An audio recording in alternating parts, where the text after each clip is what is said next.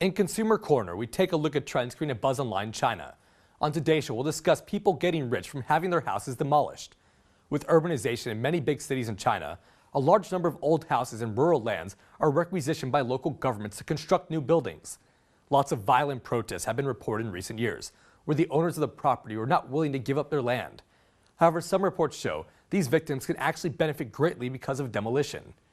According to statistical data from the Tsinghua University China Data Center, from 2005 to 2010, only 17% of families do not get any compensation after demolition. 36% of them get houses, and 33% get compensated by cash. The other 13% get both houses and cash as compensation. A story reported by China Economic Weekly in February coined a new phrase for these relocated house owners. They're being called Chaiardai, or the second generation of demolished house owners. The story shows that a village in Xi'an of the northwestern Shanxi province has gotten rich after these houses were requisitioned by the local government. Besides having a new house for each family, each person can get around 120,000 yuan, or 19,000 US dollars in cash as compensation. This is far less than the value of the property. China Economic Weekly spun the story to emphasize that these poor villagers were paid relatively well because they were just poor farmers.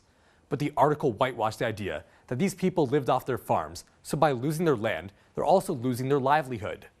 Residents in big cities will typically receive much better compensation for their land because it's more valuable.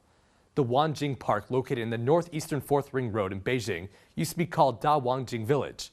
Around 1,700 families used to live there. In 2010, all the villagers were forced out of their homes.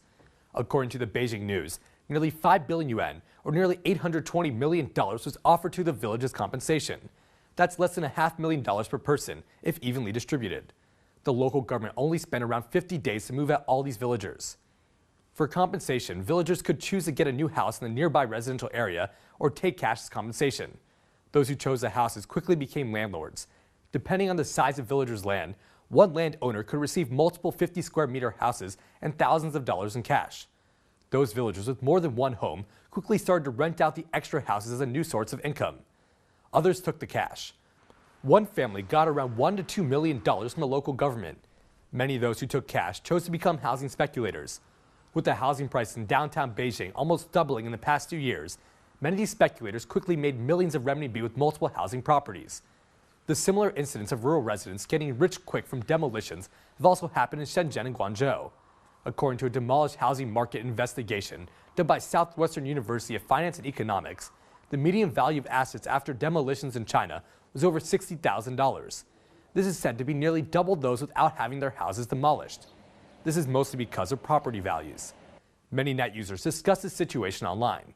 One wrote, quote, "Those people who had their houses demolished can easily get rich from the compensation. Housing developers and speculators can get rich from selling newly constructed houses. Who are the only losers in this game? The house buyers are." Another net user added, quote, "Yes, China is becoming a country where everyone is relying on its family. The second generation of demolished houses can get rich. The second generation of officials can become public servants.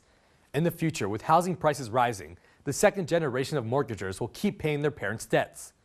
One net user described the current situation, quote, "Many residents in my hometown are getting rich from demolitions. One family can get several houses and some money for compensation. As of now, most peasants living nearby urban areas are no longer farmers, but instead rich downtown landlords." However, there's also opposition to the idea, quote, "Do you really believe demolition is a good thing for these rural farmers? They're losing their land and houses, which is their means of survival. They can have a continuous income from land. After land acquisition, what should their future generation live on?" Chaiardai, or the second generation of demolition families, have had trouble adjusting to their new roles in society. As they're getting rich in a very short period of time, many of them chose to enjoy the good life for a while. With such a huge amount of money, a number of them have quickly squandered their money or made bad investments. Some became gambling and drug addicts. Those with just the cash or a new apartment, but without a new way to make a living, are being forced into a bind. This is a display of fast gentrification without regard for the quality of life of the citizens affected. These people were forced to give up their super valuable land for the benefit of tax revenues and real estate developers.